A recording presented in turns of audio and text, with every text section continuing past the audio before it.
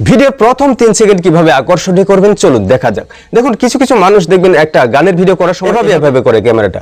তার মানে কি? তার মানে একটা আকর্ষণ, মানুষকে দেখাচ্ছে যে কি না কি দেখাবে, দেখি তো কি না কি দেখায়, কিন্তু ডাইরেক্ট মুখটা দেখালে মানুষ ধাক্কা দিয়ে চলে যায়। যখন এভাবে দেখায় সেখানে দেখার কিছু নেই, তবু মানুষ থাকবে, কি জানে কি দেখাবে, কি জানে কি দেখাবে। তো সেটা একটা আকর্ষণীয় জিনিস। হ্যাঁ, সেভাবেই কিন্তু আপনি ভিডিওর 3 সেকেন্ডটা গুরুত্বপূর্ণ করতে পারেন। অথবা আপনি কোনো একটা ভাঙা জিনিস দেখালেন, কোনো একটা ভাঙা গাড়ি দেখালেন, নানান ধরনের জিনিস দেখানো যায় যেটা দিয়ে মানুষ থেমে যাবে, আরে এটা কি হলো, এটা কি হলো, এই ধরনের। দ্বিতীয় একটা টেকনিক খাটাতে পারেন, যেমন চ্যালেঞ্জ করতে পারেন যে আপনি কি এই জিনিসটা একদিনে করতে পারবেন, আপনি কি এই জিনিসটা কোনোদিন দেখেছেন।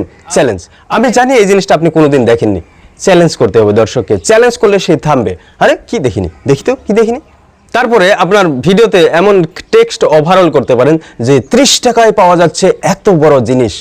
হ্যাঁ, মানুষ থেমে যাবে, আরে 30 টাকায় কি পাওয়া যাচ্ছে। হ্যাঁ, তো সেখানে যদি সাউন্ডও না আসে তবুও মানুষ থামবে। হ্যাঁ, 30 টাকায় পেয়ে গেলাম 500 টাকার জিনিস, আরে মানুষ থামবে। তো সেটা কিন্তু একটা টেকনিক। এভাবে টেকনিক করে মানুষকে থামানো যায়, মানুষ দেখবে আরে কি পাওয়া গেল, দেখি তো। তারপর কিছু আবেগিক জিনিস শেয়ার করলে মানুষ থামবে, যেমন কেউ হাসছে, কেউ কান্না করছে, মানে এই ধরনের কিছু একটা আবেগিক জিনিস যেটা আপনি কল্পনা করতে পারবেন আপনার টপিকের সঙ্গে মিলিয়ে, যে এই জিনিসটা দিলে মানুষ থামবে, অবশ্যই থামবে। প্রথমেই আপনি অ্যাকশন দিয়ে শুরু করুন। কিছু একটা ঘটনা ঘটে গেল, সেই ঘটনাটা আগে দেখান, তারপর সেই ঘটনাটা কেন ঘটলো সেটা ব্যাখ্যা করুন। তখন মানুষ থাকতে চাইবে। কেন প্রথম ঘটনাটা ঘটলো, তারপর আমি বর্ণনা করলাম যে এই ঘটনাটা এই কারণে হলো, তখন কিন্তু মানুষ থাকবে, দেখবে। তো এই 3 সেকেন্ড এভাবে আপনি আকর্ষণ করতে পারেন।